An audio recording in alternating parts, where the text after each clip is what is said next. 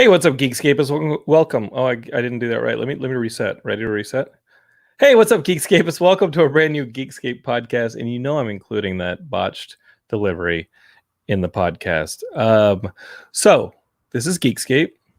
We're gonna be talking pop culture. Usually, Geekscape, we sit down with a guest, which we'll be doing later today, and just talk movies, video games, comic books, some TV, and pretty much give you the most up-to-date, basically opinion, not so much news, but opinion on pop culture. Man, this intro is going great. I do 600 episodes and 150 specials, and this is what happens. This is what 15 years does to a podcaster. Not a whole lot of podcasters have been doing it for 15 years. Maybe it's 15 years too long, because this is what happens. There can be addled podcast brain, and I've discovered it. I'm like Jeff Bezos. I'm just I just journeyed to the outskirts just now, but I'm on the outskirts of podcasting. So I continue to push the outer reaches in my exploratory podcasting. This is what happens when somebody's been podcasting for over 15 years is his brain starts to go. Not that there weren't other factors of the brain going, okay, well, you guys got it. This is Geekscape. We're going to talk pop culture. We got a good show. Katie's going to be joining us, our co-host. Tom Pinchuk, who's a writer for TV, comic books. He's going to be telling us all about his brand new book. That's coming up. And I just want to say, if you're listening to this and you want to be like, hey, what does Jonathan sound like when, like before his mind went? Well, we got Geekscape 600 sitting there in the feed. If you subscribe and share it with your friends, we've got an Ian Kerner and I breakdown of all 6 episodes of Loki. That is a lot of fun for you to listen to. If you're watching Loki and you're like, I don't know what any of that stuff meant. Maybe I did. What does Ian think? Which is that's what I do whenever I watch one of these Marvel shows. I go, wait, well, what does Ian think? That's in the feed. Go check out what he thinks of Loki and how it's going to lead to the rest of the MCU coming on up. We've got a Black Widow breakdown as well on the feed. All this stuff is shareable. All of this stuff.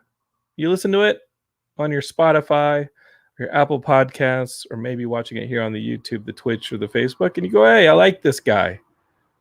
I'm going to share it with my friends. That's what I want you to do. I also want to remind you all to go donate blood in memory of our good friend Chris Ellis. All right? We have a blood drive going on right now. Go ahead and donate blood or platelets at your nearest blood bank and take a photo of yourself. And it's not like you're being narcissistic. You're going to take a photo of yourself and you're say, hey, go donate blood like I'm donating blood. And you're going to hashtag it with Geekscape Gives. And we're going to see that hashtag. And we're going to be like, hey, I like this person who just donated blood. Maybe I should send them some free stuff. We've got some Blu-rays.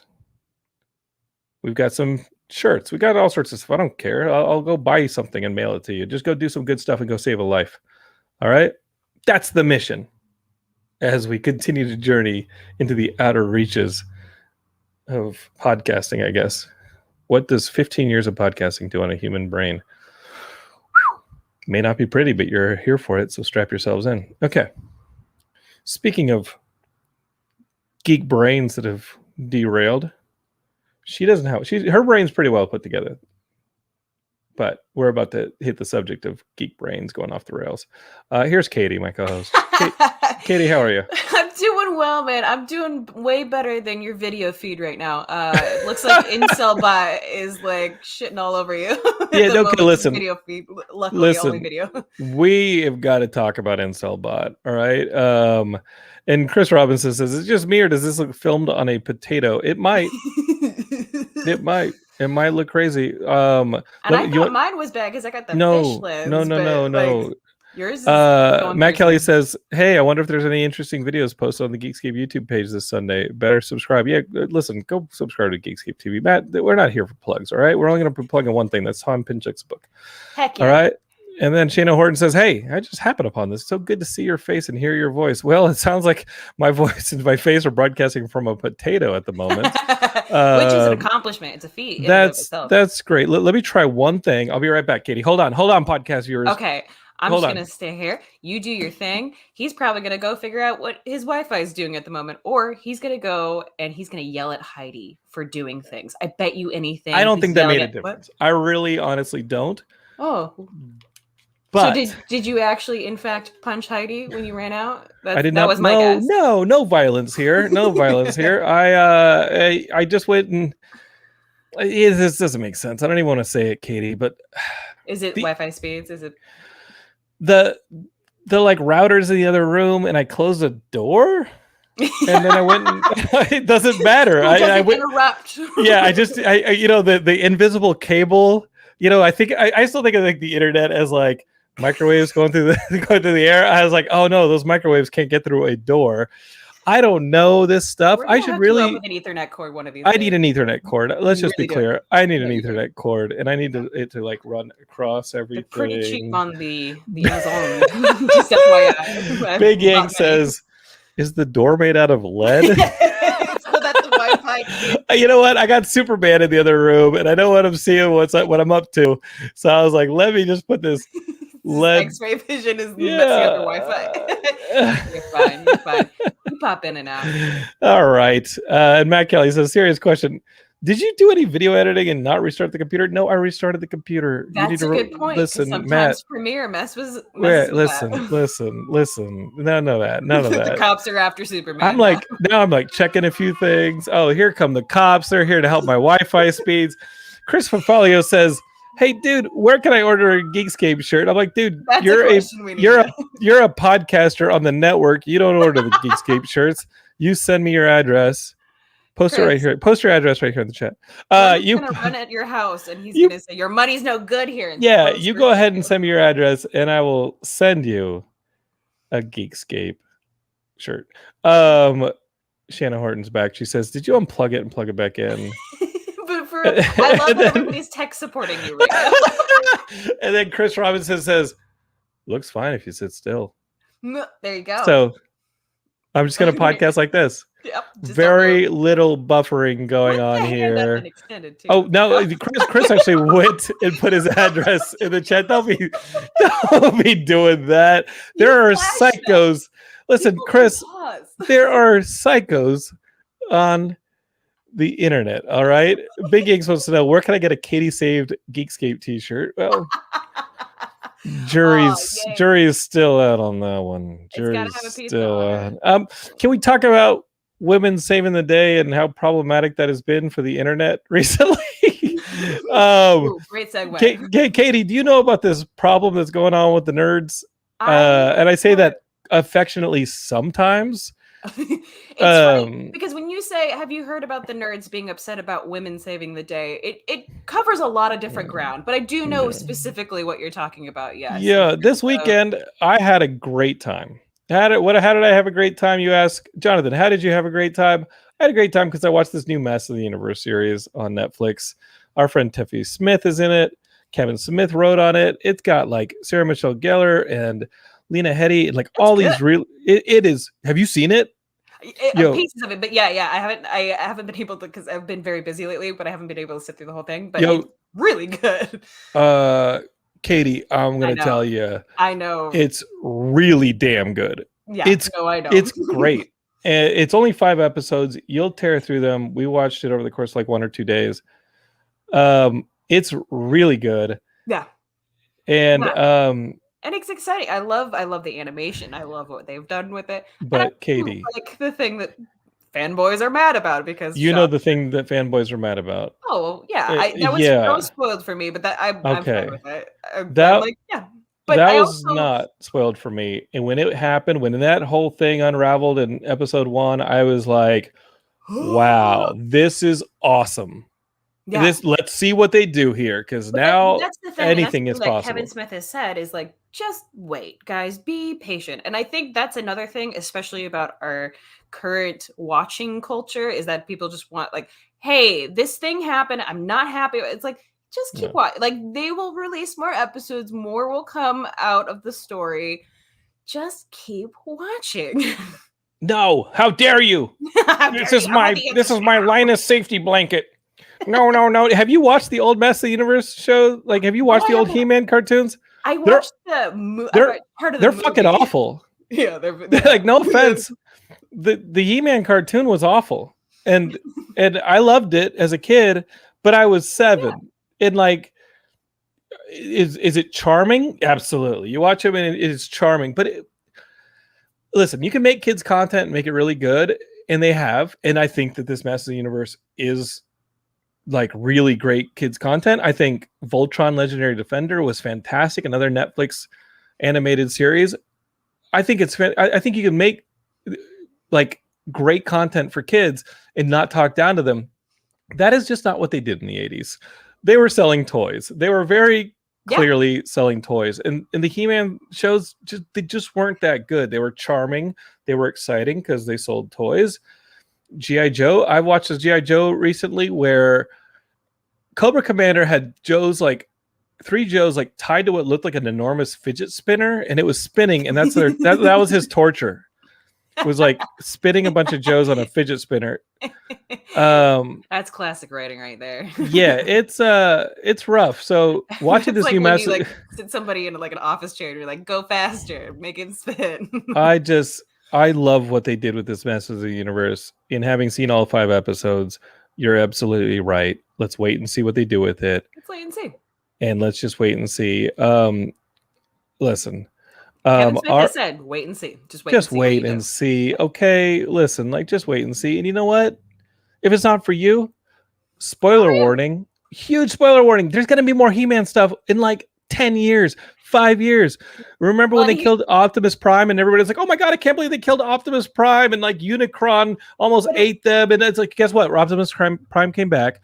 They had Beast Wars. They had Michael Bay movies. They had Bumblebee, which is the good movie. They had a bunch of stuff that had Optimus Prime and other stuff in it. You didn't have to be upset about Optimus Prime dying. Mm-hmm. He came back.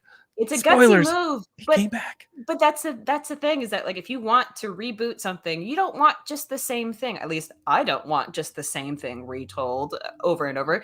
I'm very scared and skeptical about the Space Jam movie. I still haven't seen it yet. I loved that as a kid. But you go back and rewatch the old movie, it's not the greatest movie. It's not well written. It's not well done. But it's a fun experience, and yes, they're towing the line between nostalgia and new stories. So that's we got to consider those things. I don't think they had an easy gig on this Masters of the Universe cartoon, and I think what they did was pretty great, and they really went for it, and they came out with it's really a lot of fun. Katie, I trust in Kevin Smith. I do. Yeah, I think he's got more hit than miss. Mm-hmm. He's a good dude. He's got more hit than miss. Chris Fafalia says, I don't know what'll happen, but if they kill Orko, I'm gonna be pissed. Well, let's just see what happens, baby. Okay, that's enough. Tell you. Okay, we got to bring Tom on here because Tom, unlike you and I, he's got experience writing some of these cartoons. Wow. He's even done revamps and reboots. And guess what? Fans weren't too happy with him about that either. So let's bring Tom on here to discuss some of this. Come on in, the water's fine. Yeah, come on in, the water's fine. Here's Tom Pinchuk. Tom, hello.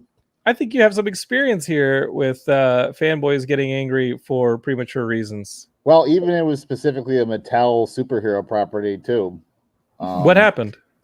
Well, I worked on Max Steele, which is, I'm not sure. I think it debuted maybe around 2000, so it's kind of a couple generations removed from when He-Man debuted. But with any of these toy franchises, they have behind the scenes, there's always a plan that they have to anticipate that the audience is going to age out.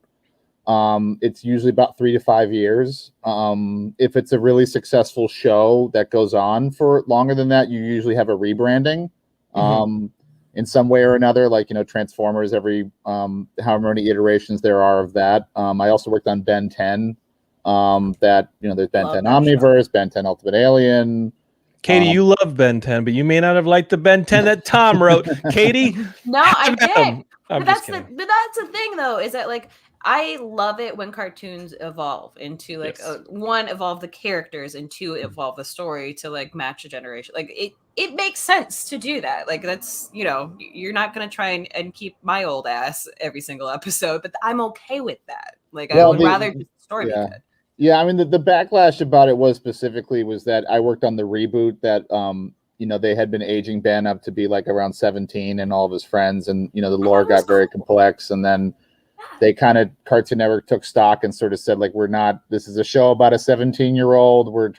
It's called Ben 10. We're trying to appeal to 10-year-olds. So they hit the reboot switch. I think and I was there like with the Bible and the planning and so on, and about they were trying to figure out what the right tone for the show was. At an early stage, it was really just going to be like Ben 10 Go.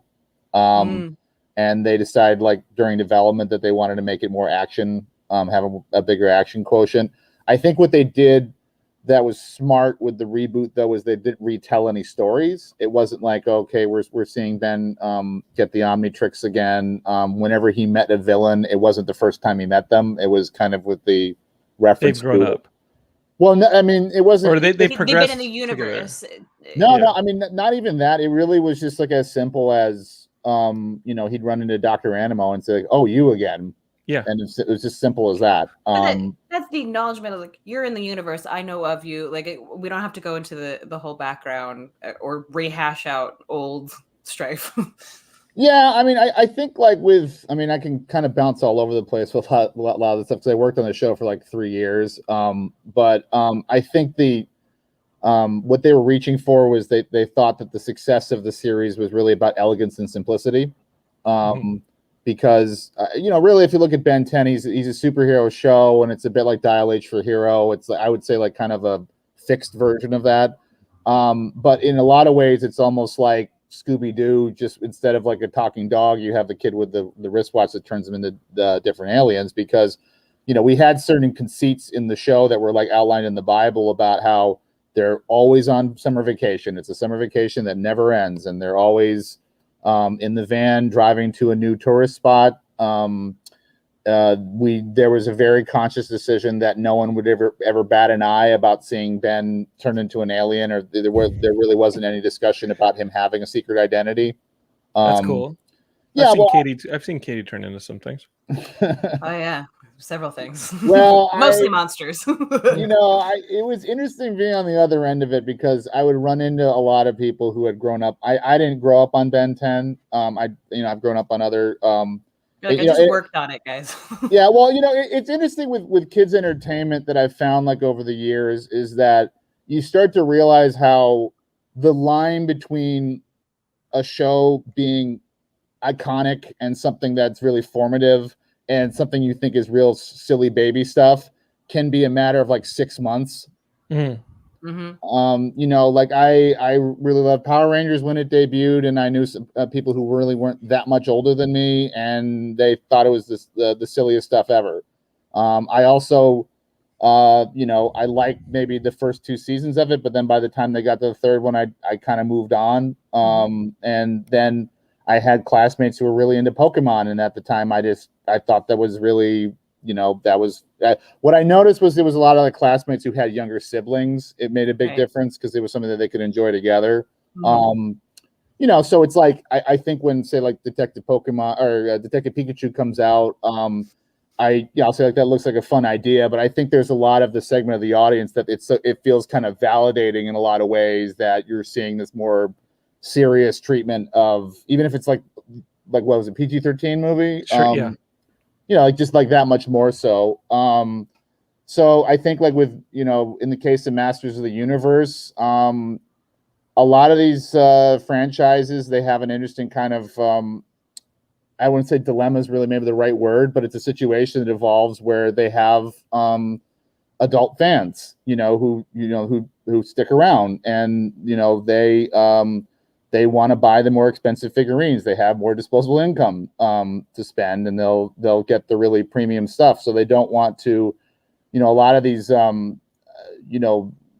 were trying to find, like, I know for a long time, like Mattel would have these certain, because I remember also when there was that Masters of the Universe reboot in like 91, where it was like suddenly in space that nobody remembers anymore. I do not remember that. I remember the 2000 one. That was like remember that. Yeah.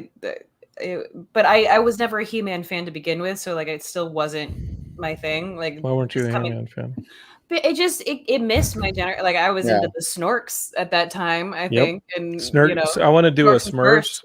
I want to do a Smurfs versus Snorks film. Well, let me give you like a little bit of a something that might put it in perspective too. Was I had some dealings with Hasbro, and it was really interesting over the years to see how they had to learn how to engage with bronies. Yeah, we've had a few of those. Can you please tell me about Geekscape has had to learn how to engage with bronies. Yeah, I think there was an early. I guess it's like the stages of grief, maybe. I don't know. Sure. But it was like there was an early stage that they were just completely blindsided and they didn't know what to do with it. And then steadily they sort of came to find that this audience is around, and they're also, again, like what I said is, you kind of have people vote with their dollars, and it's like if that's the audience that's going to be paying for really, premium My Little Pony merch, then they can't really say no. And so it was interesting how that evolved to trying to find like subtle ways to brand it, because it still has to be a kid's show, but they, and that was an unusual case where that series I think went on for like 9 seasons. But I distinctly remember one of the executives telling me that whenever they did panels, they would have to put a disclaimer before they open up the Q&A and say, all right, look, we know you're enthusiastic about the show, and there are a lot of people who are.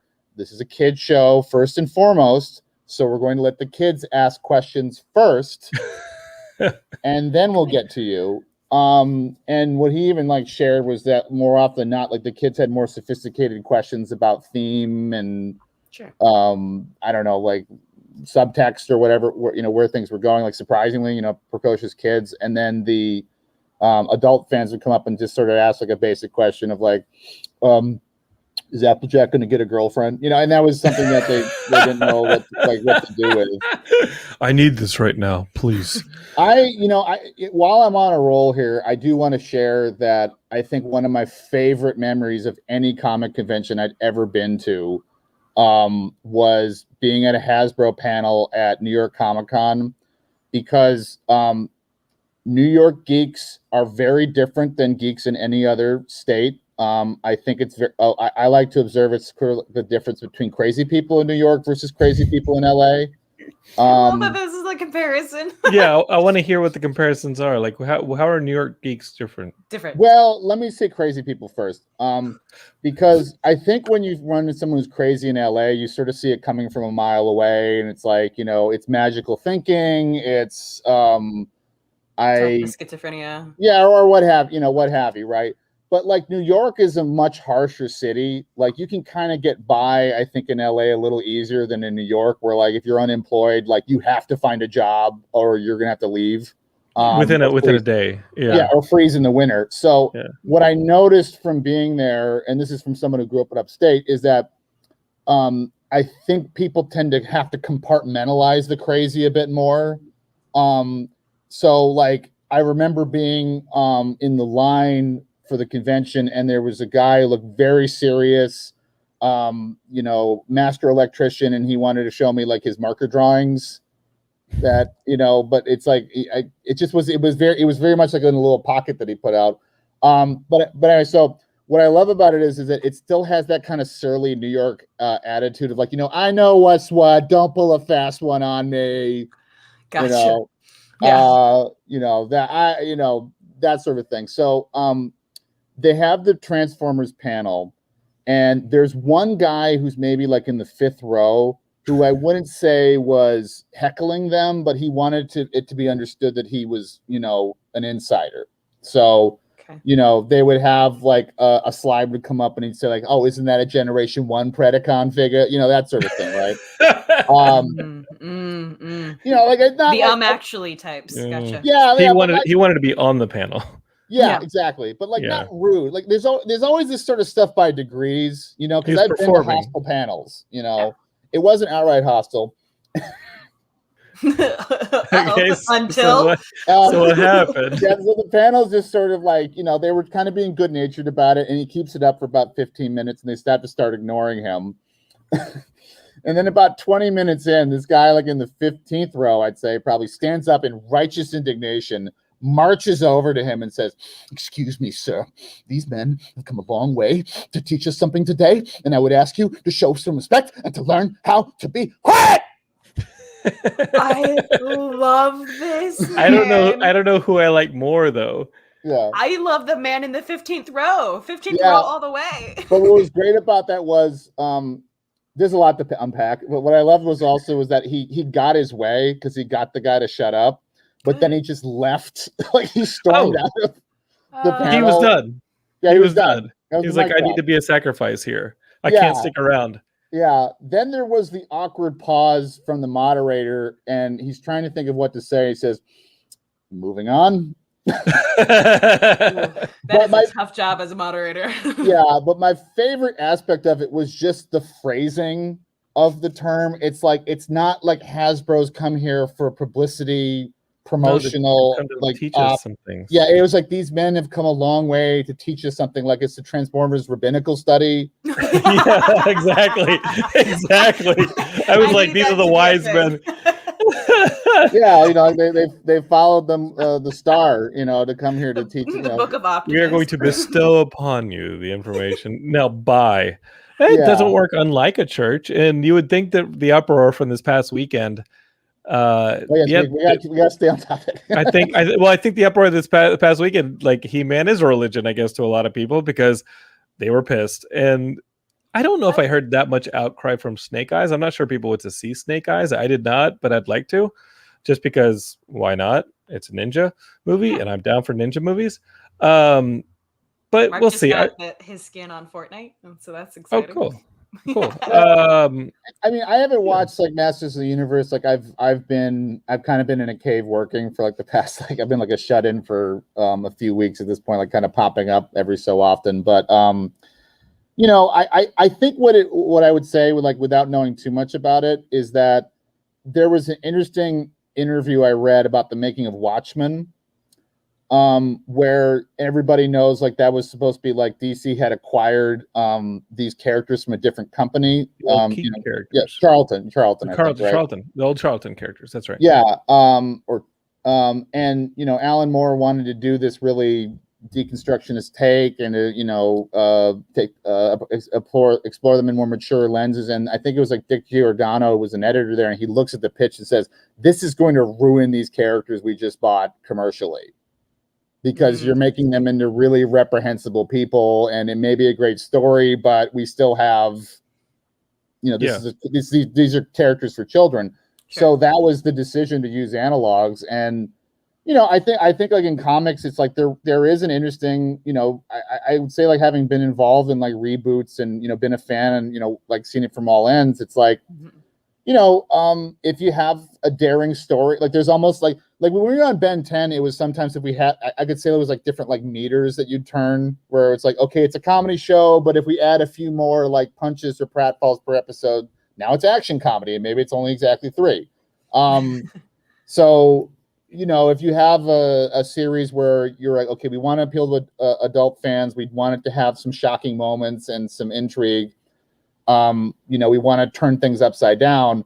There is a question of how much do you want to turn things upside down before, you know, you upset the audience too much. And so, you know, I mean, I think there's a lot of examples over the years that I think have been really interesting where, you know, Moore was doing, you know, Miracle Man. I really love Astro City, and like Astro City was Kurt like Busiek is a great overlooked writer, though. Oh yeah, music's a huge influence on me, and like that was one after another of currently overlooked, not at that time. Oh currently yeah, overlooked. He was huge. Yeah.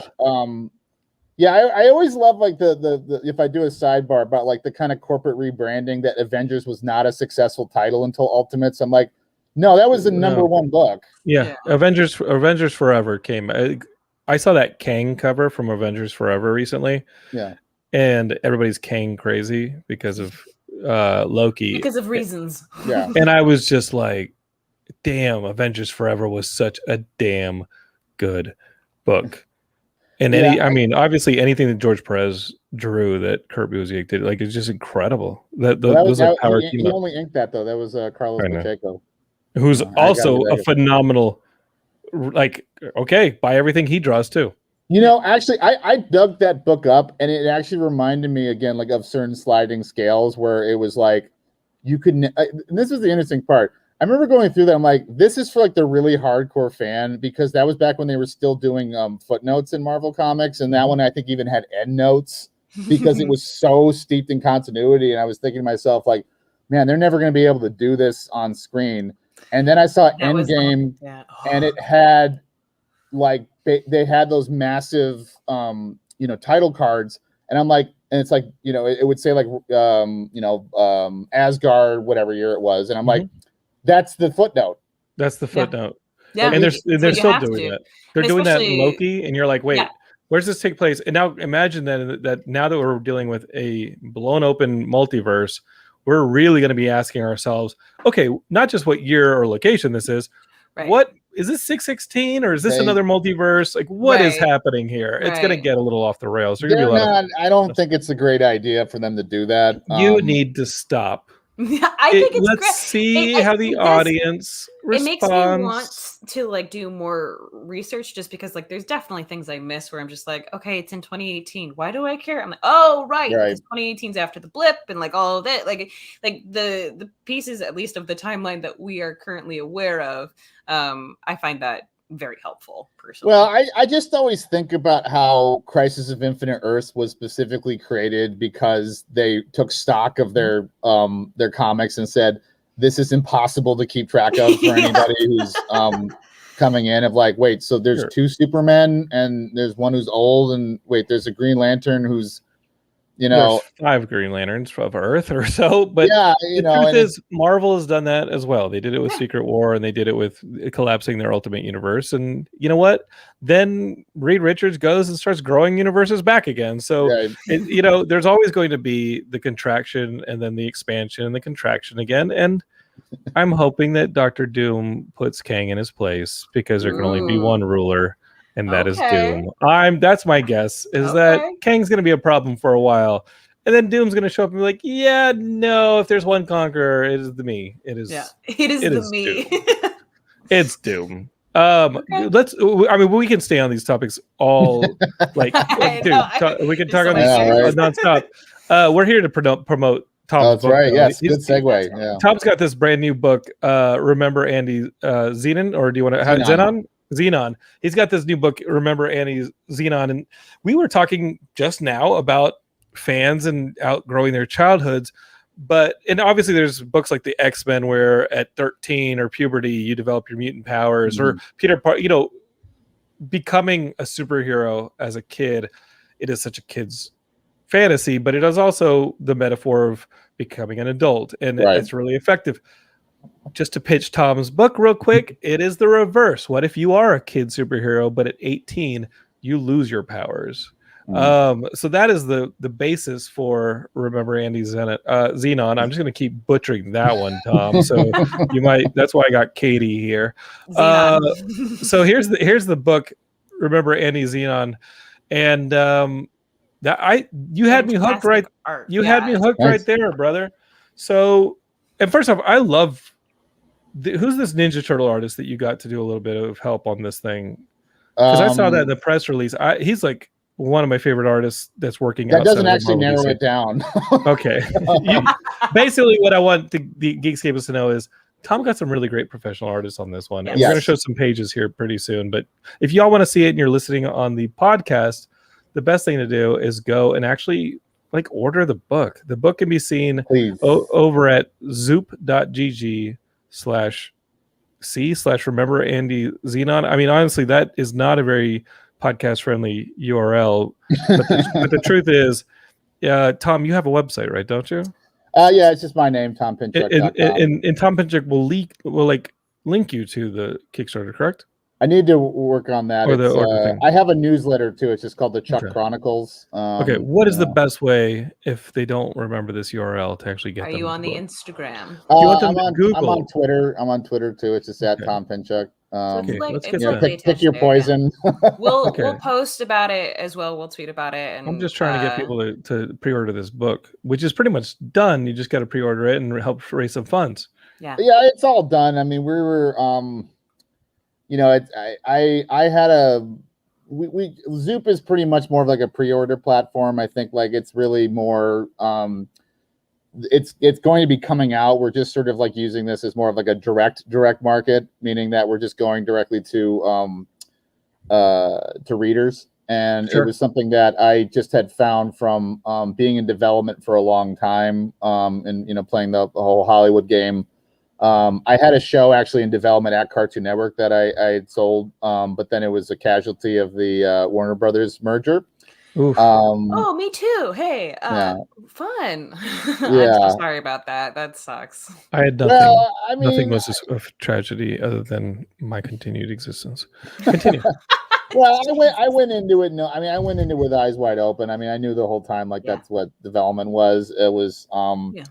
but at the same time, it's like, you spend all this years of work and deliberation on something, and you're planning it out as if it's going to be lasting for 5 seasons, and you're planning out all these arcs, and we didn't even really get a chance to share it with an audience. And then kind of when it's done, that's it. Like, you can't really take it anywhere.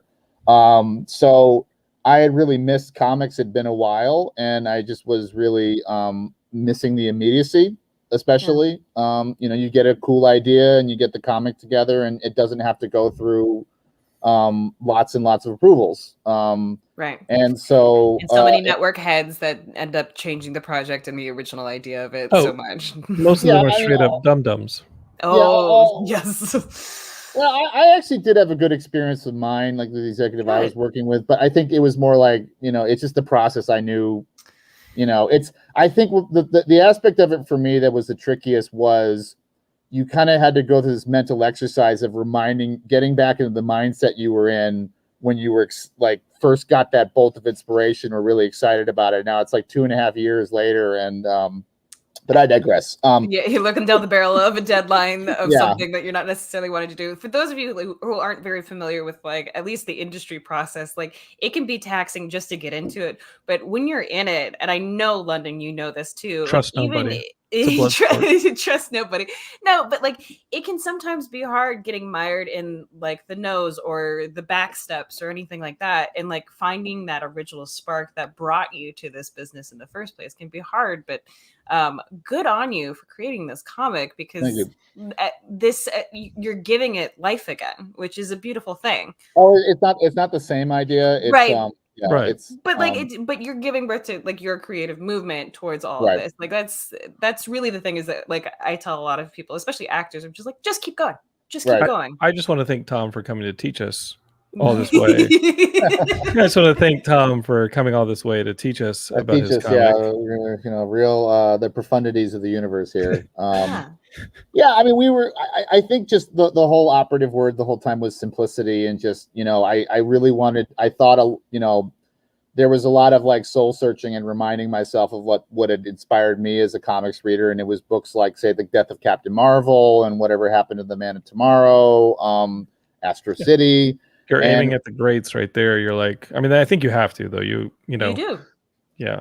Well, what I liked about them was there is a kind of poetic focus to those stories, because it's not a sprawling epic. It's a one shot. It's about 2 issues, a deluxe size issue. And there is something kind of great about just a very singular focus on a character study and telling a story with the beginning, middle, and end. And that was also why I wanted to do it on Zoop, was because I also know publishing, and I know that you can't really pitch a one shot to publishers because they want it to be, working towards the trade and all that sort of stuff. So it was a variety of circumstances that got me in touch with Zoop, and it just was right time, right place. And, I told them I want to do a 48-page one shot. I wanted to have a really long article in the back that kind of delves in the world. It's sort of under the hood. That's where a lot of the guest artists factor into. Nice. And I wanted to make something that you can just enjoy. It's not, you don't have to read this, and it's not an extended prologue for something. You also don't have to have done your homework on, I wanted to kind of get that feel of there being Andy having been on hundreds of adventures, but you're not overwhelmed when you're reading it by thinking you have to know it. It's more the impression of it. And what I was also trying to reach for too was I've been, you navigate your career, and I've kind of lately been saying I'm kind of a man of duality, because I've worked on these kids shows, but then I also work on heavy metal and mature readers comics, and I've done those. And ne'er the twain shall meet. So I was trying to think like, well, what I feel like I need to kind of bridge these a little bit for my, the adult content and the kid content. Is that... Yeah, I mean, it's a teen. It's like a PG-13 story. It's like a teen plus thing. But I also was like, I was just really there were moments where I had interactions with fans of franchises that I worked on, and the artist Nikos Koutsis he worked on a reboot of Stretch Armstrong as well, and it was a similar thing where it was an interesting kind of like conversation, because you'd have somebody who was like a professional in the business and they'd say like, oh, these fans, they're so possessive. And then I mentioned I worked on Ben 10 and like, and then all right, well, your episode's great, but let me tell you about this reboot. They actually start. I have notes. I have notes about how you ruined my childhood. I just want to know who the fans of Stretch Armstrong are. Like, who are the fans? Like Max Steele. Like, where are those fans? Like, a lot of them are actually in South America. Yeah, I remember you telling me that. I do. Yeah. I mean, when I think WonderCon might have been the last time we saw each other in person. One of the most recent WonderCons pre-pandemic. But I do remember you calling me that. Or telling me that. I just want to. It's kind of a joke though. Like, who are these Max Steele fans? Because isn't that a character from like the 50s, 60s, 70s? I'll tell you something. Like, I one time interviewed at Blizzard, and it was an interesting situation because they literally have a live like hologram of the world that spins around, and it's like a mission. It's like NASA, like Mission Command, and it was fascinating for me to look at that because it would just show in real time how many users are playing Diablo in Bulgaria, how many are playing it in Sri Lanka. And these are all like markets that a lot of people overlook. They wouldn't think about, right? And it could still be, and especially in their case, like they could be making money hand over fist if they just went straight to that and they had their own. Right. I'm being facetious. Are you glad currently knowing what's happening at Blizzard Activision? Are you glad that you didn't get that gig? You don't. I mean, they're not doing too well in the PR department right now. I've had a lot of. I don't know actually the details of that. I do know that like whenever there's been a lot of times where I've interviewed with a video game company, because I also interviewed with Telltale, and I would have been in the pipeline to be working for them, and then within about like 6 months later, it went from being they were telling us like, we're on top of the world, we're making all this money, like sky's the limit, we're going to be producing all these games, and then 6 months later it's just gone because you lose a couple key licenses and that fan base disappears, your income disappears, and those licenses are expensive, so you're really working a pretty marginal game right there because you're paying out for those licenses pretty heavily, and if you don't have the subscribers for it, I mean, if you're not getting the sales on it, it might. I mean, that Batman must have been really expensive. Remember they put that Batman Telltale game. I mean, that might have been really expensive. Yeah, I mean, which is a problem, Katie. That is a problem. Me being so mired in video games, I'm actually kind of shocked that I didn't know about that. But that is fascinating. Yeah, but I mean, but just to take a step back on it too. So I'd have these interactions with fans of Ben 10 where it wasn't. I certainly enjoyed working on it. And I think it was an amazing property, and ditto for Max Steele. It wasn't iconic for me the way it was for them, and I think especially if you were at that right age where you're 10 when the show starts, and you feel like every year you age with the character, it can be really frustrating to have it just remind you've aged out, and so. I thought it really the thought that I couldn't shake in my head was like, what would that be like for a kid adventurer if if the adventurer aged out? So that was the it struck me as that would have a lot of really great metaphor for just life's ups and downs. Fascinating. It's in the story, Andy, he just sort of stumbles on this power and he gets this ability, and he doesn't get a lot of explanations, and then he makes some mistakes because he's only like 13 or 14, and then he adventures on. I don't want to give away too much, but what I really wanted to capture about it was just the fact that when the powers stop, it's just you can't find the base anymore. You can't get anybody like the contact info, like all these adventurers you knew, you can't get a hold of them anymore. He has this this belt that he gets his power in, and it's rapidly dwindling in power, and so he's trying to like scramble to like use it to establish a new, like find an apartment or find a loan or something. He's like an addict in a sense. I mean, wouldn't you be if you were a kid that like it's so funny because they'd be like, what happened? Remember Jonathan Lennon? They'd be like, yeah, his splatter spot is right over there down the street. No. Well, we talk about like a lot of fans at these Comic-Cons and things like that are like they sway a little crazy, but like we think of that as almost like sometimes there is like a visual of like too much, but like if you are a person that has superpowers, like of course you're gonna go nuts with that. You're gonna play with that a lot. No, I would be very responsible, Katie. Sure. Yeah. I would be very responsible. But then that goes like that's such a fascinating story. Like where do you go from there? Like what he said, it's a one shot, Katie. He said it's a one shot. But this is maybe he goes to another book from there. Story though. This is the cool thing that I'm like, I'm probably gonna be mad that this is only a one shot. Like that's what I would hope for. Yeah, I mean what I keep saying is just the end is only the beginning for Andy. So we a lot of people who've gotten a chance to really delve in the book are impressed with how much we were able to get into with it. So I'll say that everything I just described to you is really only maybe like the first third. I know. And there's just a lot more. I didn't. But you got to buy the book if you're going to. You got to buy the book to find out. I will say that what if I can share like one like semi spoiler about it is that I definitely didn't want to make a bummer book. There was a lot of understanding like, okay, there's different ways you can go this, and I was hoping that there would be more of a reaffirming message for people that don't count yourself out too quick. Right. That life, you'd be surprised that people find second chances, or they find new directions to go in their life, and that's that's a theme that I was hoping to get into. There's plenty of like smart ass humor, there's plenty of action, but it felt right to take that in that direction. And the other thing too that I'm hoping, and what I'll say is that it'd be very, very, very easy to do another story. But I thought a lot about how, again, I think a lot of creators count their chickens before they're hatched when they do something like this, where I've read it and it's like you get carried away with the world building and you get carried away with the foreshadowing, and then you really get to the end and it's an extended prologue. So I wanted to tell a story beginning, middle, and end. There's an arc.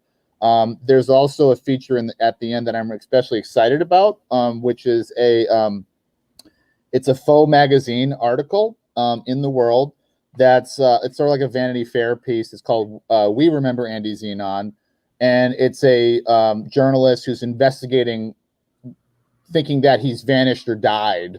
Sure. What happened to Andy Xenon? And because that was such a big. Yeah, well, I mean, just suddenly disappears. So there are, reviews or, analysis of like his lost adventures, and she's trying to speculate about what's going on, like what was really going on in his head and what he might have been dealing with. There are interviews with other adventurers that he knew, and everybody has varying opinions about Andy, whether they thought he was annoying or they thought he was underrated or they miss him. And then also I wanted to give a sense of it being a world, with like a shared universe, so to speak. So you get like a vignette about each one's sort of sad life story, that in the investigative journalism piece, that you find out that, there's a would-be mentor to Andy named Base Jump Baz, who's sort of like a G.I. Joe type of character. And you find out that he had a really troubled family life, and he has this, and what I'm hoping for everybody who reads it, and this is what I really wanted to do with this, is to give an experience that it's very accessible on the first go, and then, but what I'm really hoping is that when you read it, the companion piece afterwards, it really deepens your understanding of what you just read, because it adds context. There are certain hints of like character conflicts that then get explored in much deeper detail there. There are even some revelations that actually reframe what you saw previously. You find out that the journalist actually had a very deeply personal reason for trying to find out what happened to Andy. And that's a twist that of several that happen in there. And my hope is that I want this to be in the same way, like I said, of those books that inspired me, that it will be rewarding in the reread. But those, I guess, not Astro City, although those were analogs for other characters. Don't you think that the success of some of those are the emotions you bring with a known character into the book? Alan Moore was writing about Superman. You know what I mean? Like, we have people were also looking back at those Superman stories, and they carried them with them into this book. Does that make sense, Tom? I feel like Alan Moore had an advantage on that one. Even with Watchmen, he had a bit of an advantage because we thought that he was writing a little bit about the Blue Beetle and stuff like that. Like, don't you think that I'm not knocking your idea. I'm just saying, like, how do you get? How do you? I know it's the Shark Tank panel right here. I got to defend myself. Shark Tank into him. I'm already sold. Does that make sense? Like, what kind of?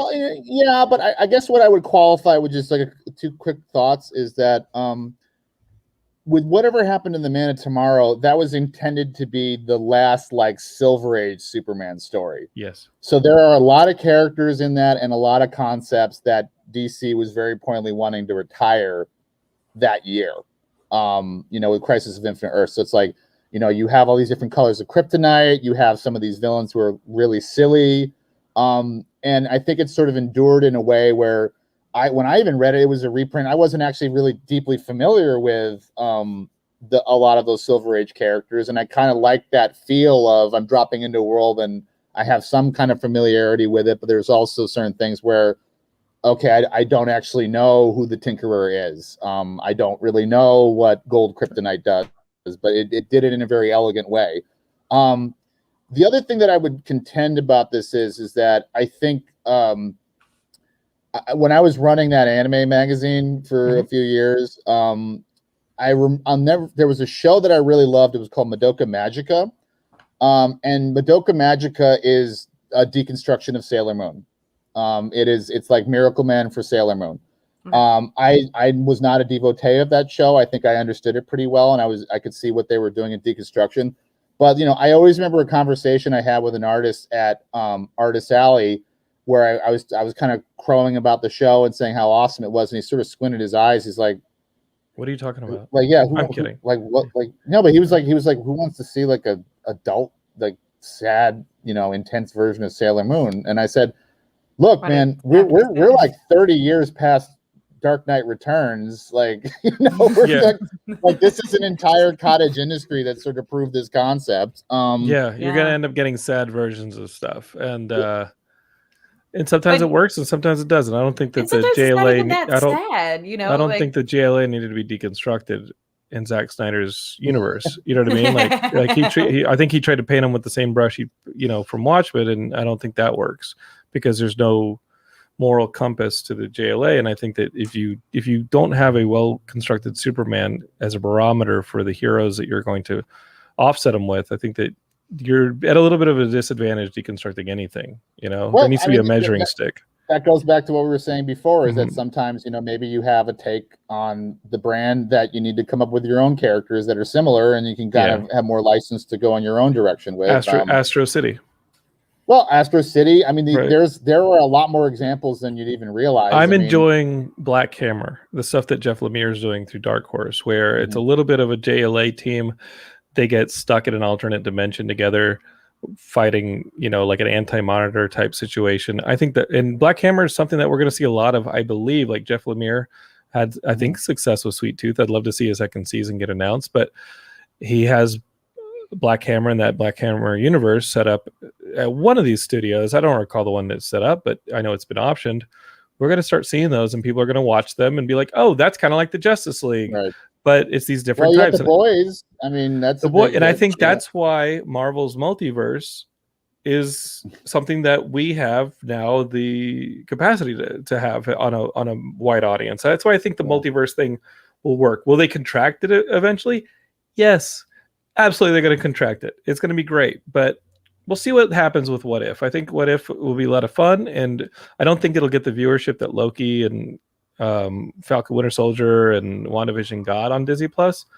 I think it's going to be a little bit more of an acquired taste, but I'm excited for What If. I think that animation looks fantastic. I feel like I keep saying like the joke is like the seven seals been unsealed or or broken, because it's like every time I would watch a Marvel project like over the past like 20 years, it was like, okay, you can make a Spider-Man movie, but you can't make it like the comics, like really like the comics, or you can do these superhero movies, but they can't be a shared universe, or they can't have the team up. And it was like each successive one. And the one that I remembered that really made my, like I said, it kind of made my head spin, like watching Endgame and realizing like this is Avengers Forever. Like this is the continuity deep, and they had like a George Perez fight scene at, battle scene at the end. Crazy. And George would have drawn every detail on all those characters. God bless him.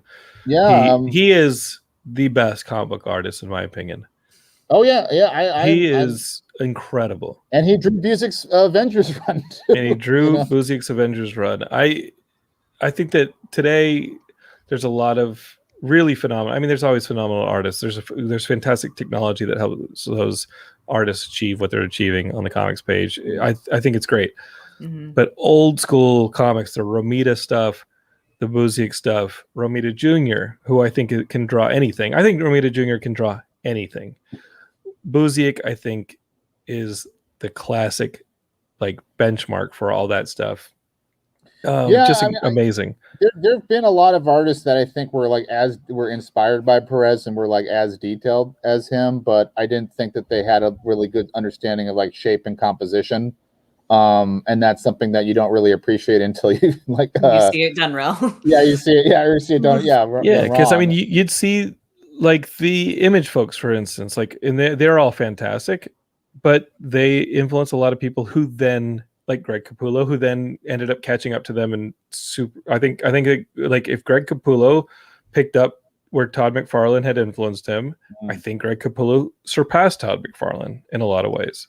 Well, yeah, I mean, actually, it's good that you bring him up, because the comparison that we keep getting from Nico Cesar in the book is that it seems like Capullo meets Chris Bacalo. Or that is why that I think it's a little more controlled than Chris Bacalo, what you got, which is great.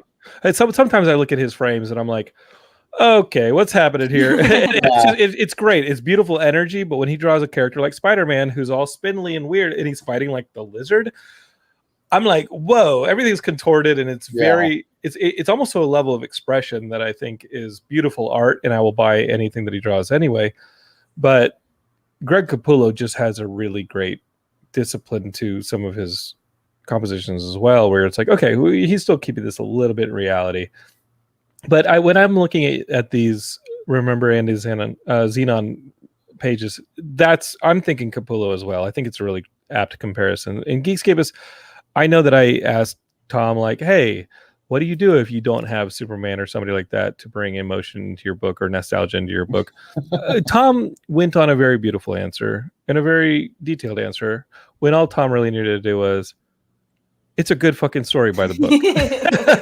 At the end of the story, at the end of the day, many people didn't know any of these Marvel characters from anything, and they're all new. So in that spirit of discovery, that spirit of just picking up a damn good story, Google Tom Pinchuk, get on Twitter, Google Remember Andy Xenon, go find this book and just enjoy it.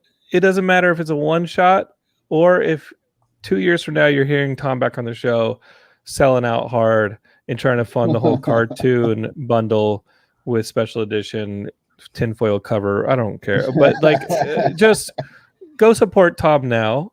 Yeah. He's done a lot of great work. I think Tom has a really great grasp of how these stories work, and enjoy his book. I've always enjoyed your stuff, dude. I've always enjoyed you as a friend. I've always enjoyed just talking to you at cons and stuff. I miss them. This would have been Comic-Con this past weekend. That's true, yeah. We didn't get it. Katie could have been hazed at Comic-Con at the Geekscape booth, and she wasn't able to. It would be a birthday dream if we could have done that. Yeah. Yeah, Katie, your birthday was this past weekend? It's coming up this weekend. It's coming up this weekend. Thursday. Thursday. Okay. That's what I love about Comic-Con. It's always around my birthday. We got to fly in Matt Kelly to do some hazing. Great. Oh, I would love to try to be hazed by Matt Kelly. He's the night. He'll be like, and you stink. And I'll be like, that's nice. We love Matt Kelly, and Geekscape is, as we start to wrap up here, here are the missions. Okay, here are the missions for you. Google Remember Andy Xenon in Tom Pinchuk and just go and support the book. Go find it over on this crowdfunding I've website. already put the page up that I'm going to buy it as soon as we're done. I'm so excited. And correct me if I'm wrong, though, Tom. Is there a familiar face in the book at any point? There is, yes, yeah. You may see Jonathan London showing up in the pages. I might make a cameo in the book. That's reason enough to listen. We're trying to sell this damn thing. It's actually very late in the book too, which I did to entice everybody to make sure you read at least to the Jonathan London appearing part. They're like, I like the story. Now I hate it. Yeah, but that's the mission, right? Number one. That's what you call light social pressure. I love it, buddy. I love it. So pick up this book. Remember Andy Xenon. Go follow Tom Pinchuk at his socials. You can find out more about that stuff. The other thing I want you all to do is go donate blood. Donate platelets at your local blood bank. Yes, please do. That's something we're believing in. We're going to keep pushing that one, okay, in memory of our good friend Chris Ellis. And then the third thing is be on the lookout on the Geekscape socials for our Patreon. And that Patreon does not go towards me. It goes towards Matt Kelly, who is a genius and said, I'm going to quit my job and do podcasting full time. And I said, don't you do it, Matt. I can't have you dead in a gutter somewhere in Easttown as like the mayor of Easttown season 2 subject. Okay. Like I can't do this. And Matt goes, I can't take my job anymore. And I said, Matt, don't you do it. But Matt did it. And so we have a Patreon, and everything that we make on the Patreon goes towards, really Matt's doing fine. But we're going to help him out with a little bit more and just kind of keep him focused on creating more content. He's got the Geekscape TV YouTube thing up and running. We got some guests that we're going to be letting play around on our Twitch. We got a lot of cool plans, and Matt really is the person organizing pretty much all of them. So please be on the lookout for our Patreon. All that stuff goes towards Matt. And what's funny is I went into edit the copy on the Patreon. It's registered as matt@geekscape.net. So the truth is I'm not touching any of it. I barely have access to it. So it's all Matt. So please help Matt out. He's done so much for us. Tom, you were going to say something. I'm sorry, sir. I just wanted to clarify. So this is episode 601. It is. So that's in a comic, that's when they have the anniversary issue. It's 600 and it's somebody's wedding, and it's the characters are finally going to marry. This is the one where somebody destroys the wedding. Yeah. Then it ends on a cliffhanger. Where it ends on a cliffhanger. This would be Tom Pinchuk would be flying in on a goblin glider, throwing goblin bombs and pumpkin bombs is what he'd be doing right now. I would like it if it were you want to talk about audience outrage. It'd be the Superior Spider-Man, and we do the mind swap, and I just assume your identity. Mm-hmm. You're gonna be very disappointed at the powers you lose swapping powers with me. My final goal is that Tom Pinchuk hazes me at the next Comic-Con. Oh, that is the 601 spoiler. Tom can do it. Have you, John? Have you told her about my April Fool's pranks? No, I don't think so. I think the best one, because Heidi bought it for a few minutes, was at that WonderCon when you convinced us that you're coming back as the voice of. They were doing a reboot of a cartoon, and you were doing the voice. It was American Tail. It was Fievel, and you were coming back as the voice of Fievel. That was the best one, Tom, because that would have gotten me. God bless her. Heidi's an actress, and she, and she's always looking out for the actor opportunities. Then she finds out there's a reboot of American Tail. Yeah, Tom comes over to us as we're sitting there eating at the little place over there at WonderCon, little cafeteria, and he goes "Hey, what's up?" And he sits down and goes, "You heard the big news, right?" And I was like, "Oh no, I didn't hear it." And he goes, "They're rebooting American Tail." It was a live action. Well, it's a live action. Yeah. I don't think you included that. That would have broken it. Oh, that would have torn it.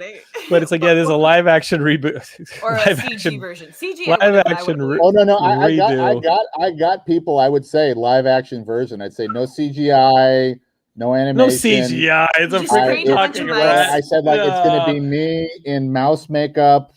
And with the sets nobody fell for that. The sets are made to look bigger, so I look smaller.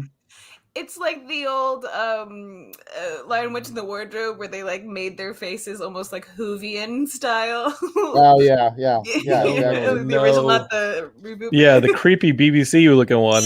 Yeah. Really, it's cursed. No, I remember that one. Yeah.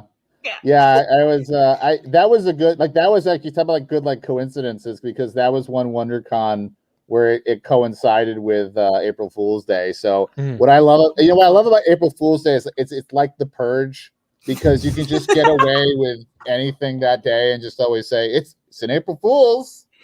I think I was telling that relieves me of all bias. I don't have any, I don't have like, whatever transgressions I make on this day, I am absolved of the next day. Because I do think that. I was just telling the April Fool's story the other day of when Nerdist thought they bought us because we made an article on April Fool's that said Nerdist buys Geekscape, because at that point we had like 5 writers from Geekscape who had all gotten jobs over at Nerdist. Oh, really? And so we published an April Fool's story that Shane wrote up that says Nerdist buys Geekscape. And I went to Nerdist the following week to meet with a friend. And as I walk in, people are going, "Hey man, welcome to the family." And I'm like, it was a week later. I had no idea what they were talking about. I was like, "What?" You're like, "Ooh." And then I never post retractions. Clear. And then they were like, we bought. Yeah, I thought Nerdist bought, and I was like, no. Like if you pay, you could own it if you just pay for my parking at this point. Like it ain't worth nothing. I've got one to outdo that specifically for the American Tail one. Okay, don't spoil it here, pal. It's 5-year-old spoilers, man. Okay, convention's coming back, but they will. Well, save it it just was one of those great moments where, like, I think everybody always wants to have like one high school, like years later. So, I made it look like it was a Hollywood Reporter article about it. And I got like people really believed it. Like I think they wanted to believe in something. Sure. What was it? And so I got calls from high school friends that I hadn't talked to in years. And there was even like one that I had specifically tried to keep in touch with, and he got too busy with his life.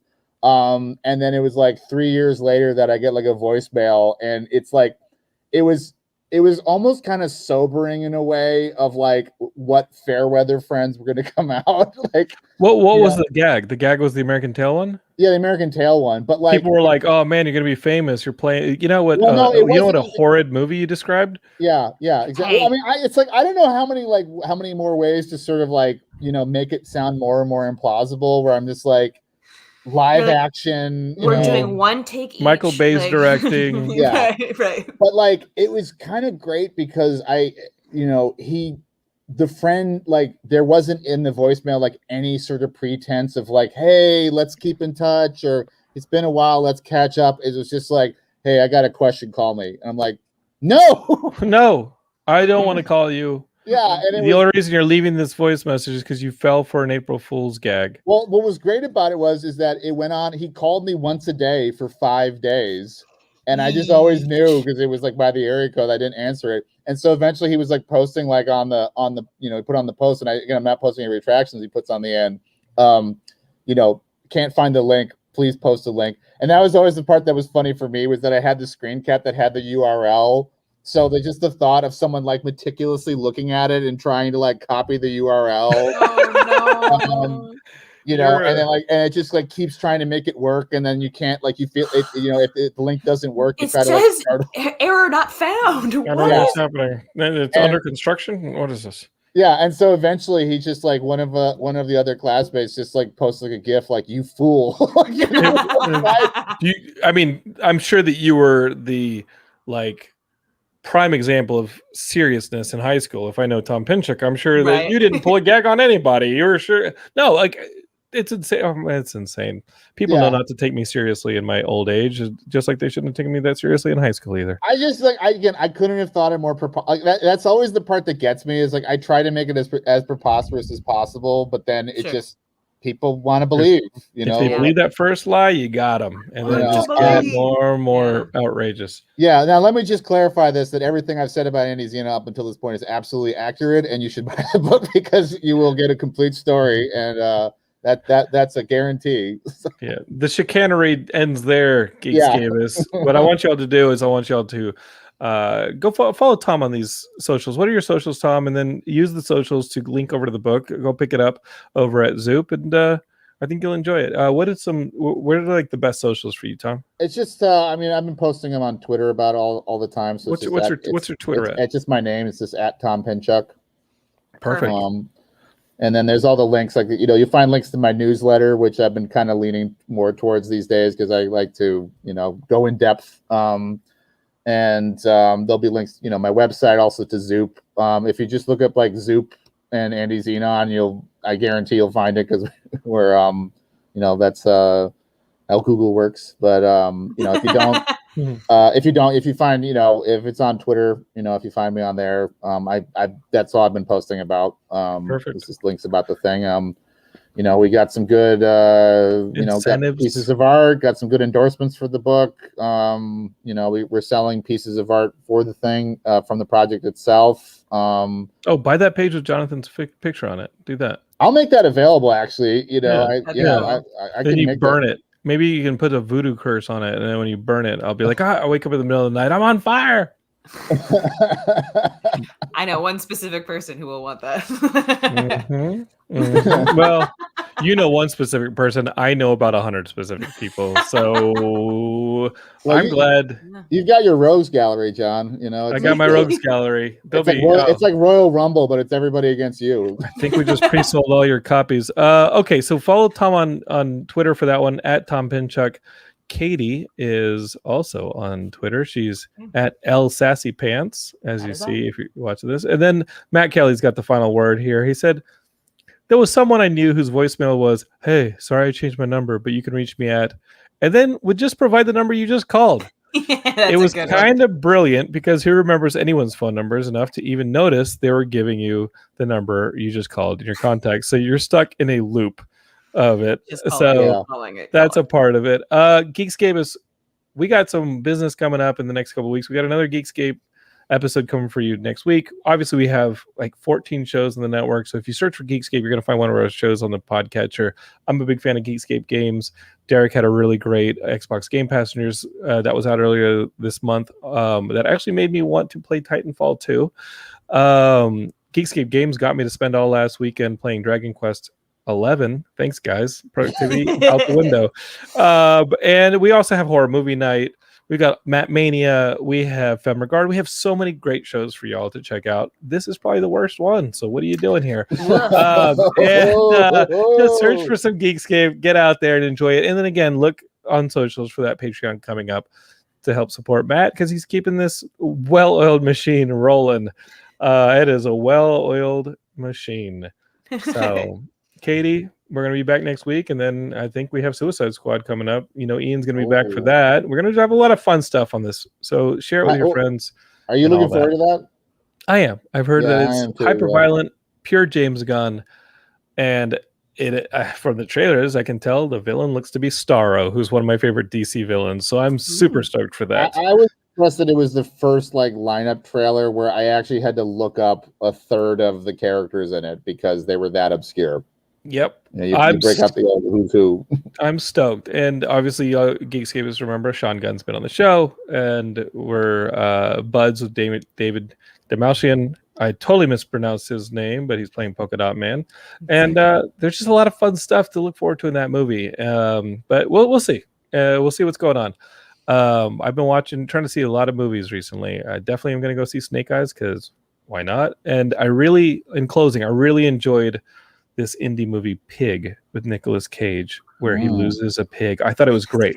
But this isn't some Nicolas Cage going crazy movie and eating up the scenery. This is like fantastic actor Nicolas Cage doing a very disciplined performance in a very artsy, very disciplined film. It is beautiful. It's a beautiful movie. Did you ever see that movie. graph, like the Nicolas Cage Matrix, where it's like awful to brilliant, and then like mental to sane, and it just like puts all of his films into the quadrant that they're in. Where this is fascinating. This movie Pig. Just go find the trailer of Pig, Nicolas Cage, and you're gonna be like, oh, this is actually an art house film. It is. It's fantastic, and it will surprise you, and it's just a beautiful movie. So I went to see it because I'd heard it was great. Guillermo del Toro on Twitter said it was a beautiful movie, and I was like, they got Guillermo. Yeah, they got Guillermo. They got me. And so we went to see it. Literally like 15 minutes before it started, the theater down the street.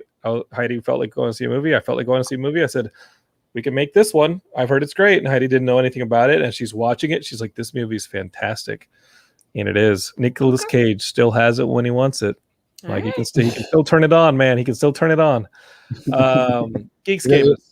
No choosing to have like Pokey's voice for no reason. Exactly. Geekscape, love you. You'll get some more Geekscape next week. Go check out some other shows on the network. Thanks for having me. Good talking with everybody. Love you, Tom, man. Check out the book. We will. Absolutely. Peace.